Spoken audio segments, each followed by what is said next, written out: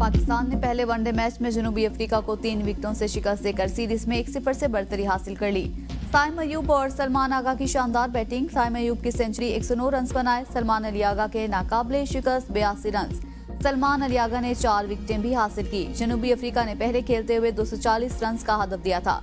पाकिस्तान ने हदफ 7 विकेटों के नुकसान पर आखिरी ओवर में हासिल किया। बाबर आजम 23, कामरान गुलाम 4, कप्तान मोहम्मद रिजवान 1, इरफान खान 1, अब्दुल्ला शफीक और शाहिन अफरीदी 0 पर आउट हुए। सलमान अली आगा को शानदार ऑलराउंडर परफॉर्मेंस पर प्लेयर ऑफ द मैच करार दिया गया।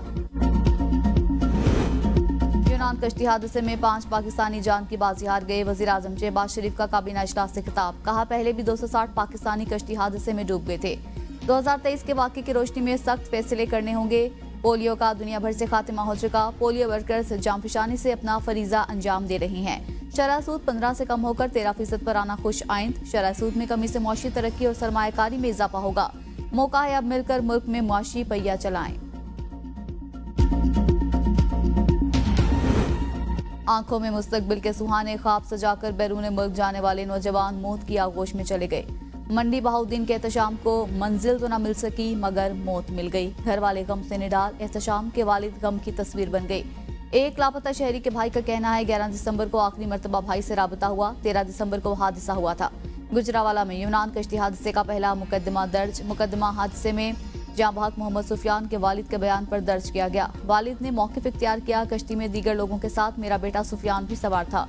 नौजवान को फैसलाबाद एयरपोर्ट से मिस्र पर फिर लीबिया पहुंचाया गया। सेफ हाउस में उन पर तशद्दुद किया जाता रहा। सुफियान को बैरून मुल्क भिजवाने के लिए कमरुज़्ज़मान, उस्मान, आसिफ, सोफिया वगैरह को 24 लाख रुपए दिए। IMF का एक और मुतालिबा पूरा। गैस कीमतों में 25% तक इजाफे की मंजूरी। सुई साउदर्न के लिए 25.78%, सुई नॉर्दर्न के लिए कीमतों में 8.71% इजाफा होगा। सुई नॉर्दर्न के लिए कीमत 1778 रुपए 35 पैसे फी MMBTU मुकर्रर करने की मंजूरी। सुई साउदर्न के लिए औसत कीमत 1762 रुपए 51 पैसे फी MMBTU करने की मंजूरी। विफाकी हुकूमत से हतमी मंजूरी के बाद कीमतों में इजाफे का इत्तलाक 1 जनवरी से होगा।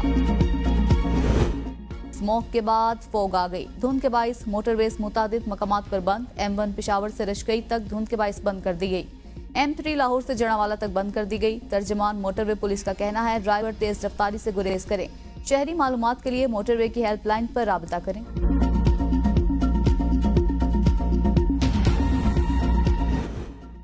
पार्टी क़यादत के मशवरे पर बानी PTI ने 7 नाफरमानी की तहरीक मौखर कर दी। अलीमा खान की अडयाला जेल के बाहर गुफ्तगू।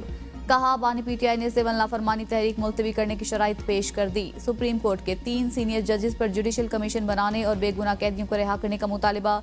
अलीमा खान का कहना था कि लंदन प्लान PTI को क्रश करने का एजेंडा था। 9 फरवरी को लोगों का वोट चोरी करके जाली हुकूमत बिठाई गई। काजी फाइज ईसा की मेहरबानी से ऐसी तरमीम लाई गई कि सुप्रीम कोर्ट पर भी कब्जा कर लिया गया।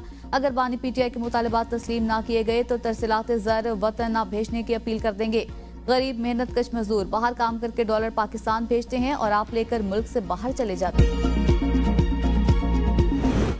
लंदन में 10 साला बच्ची सारा शरीफ के कत्ल में मुलविस वालिदैन को सजा सुना दी गई। वालिद इरफान शरीफ और सौतेली वालदा बिनिश बतूल को उम्र कैद।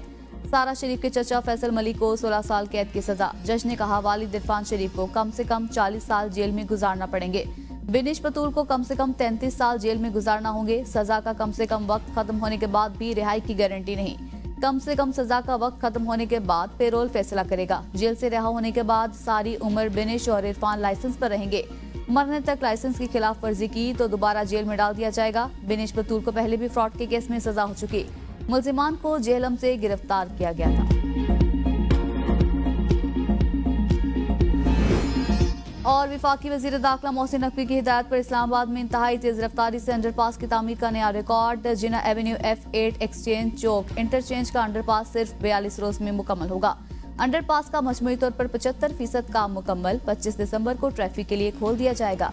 चेयरमैन CDA मोहम्मद अली रंधावा का जिना एवेन्यू F8 इंटरचेंज मंसूबे का अचानक दौरा। चेयरमैन CDA ने प्रोजेक्ट पर पेशरफ्त का जायजा लिया। मोहम्मद अली रंधावा ने कहा, मंसूबे के फ्लाई ओवर और अंडरपास पर बैक वक्त काम जारी रखा जाए। चेयरमैन CDA को ब्रीफिंग में बताया गया, जिना एवेन्यू इंटरचेंज के 74 में से 70 पाइल्स का काम मुकम्मल किया जा चुका।